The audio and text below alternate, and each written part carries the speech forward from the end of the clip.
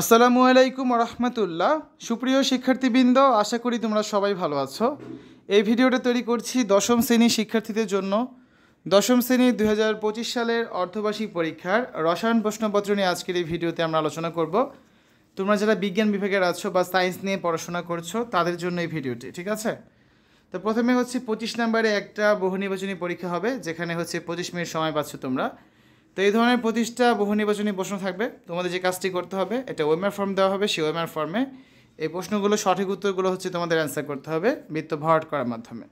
তো তোমাদের স্কুল থেকে যে অর্ধবার্ষিক পরীক্ষার সিলেবাস দেওয়া হয়েছে, অবশ্যই সেখান থেকে কিন্তু বহু নির্বাচনী প্রশ্নগুলো তৈরি করা হবে, ঠিক আছে?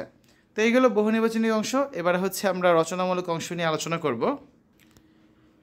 রচনামূলক অংশে তোমাদের 2 ঘন্টা 35 মিনিট সময় দেওয়া হবে। এখানে হচ্ছে 50 নাম্বার অ্যান্সার করতে হবে। তো ক বিভাগে থাকবে সৃজনশীল প্রশ্ন। পরীক্ষায় মোট 7 সেট সৃজনশীল প্রশ্ন থাকবে।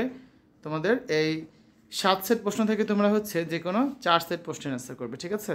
তো এখানে যদি 4 সেট প্রশ্ন দেওয়া আছে, পরীক্ষায় থাকবে 7 সেট, তাহলে 7টা থেকে 4টা 4 10 হচ্ছে কত? এখানে 40 নাম্বার অ্যান্সার করবে। আর বাকি 10 নাম্বারের জন্য থাকবে খ বিভাগ সংক্ষিপ্ত প্রশ্ন। তো এখানেও মোট 7টা প্রশ্ন থাকবে, যদি এখানে 5টা দেওয়া আছে।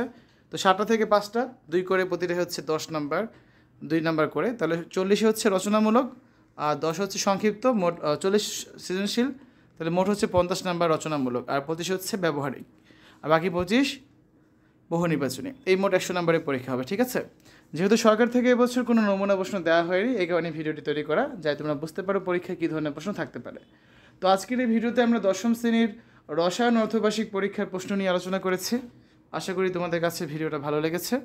সকলে সুস্বাস্থ্য কামনা করে আজ এখানে বিদায় নিচ্ছি। আল্লাহ হাফেজ।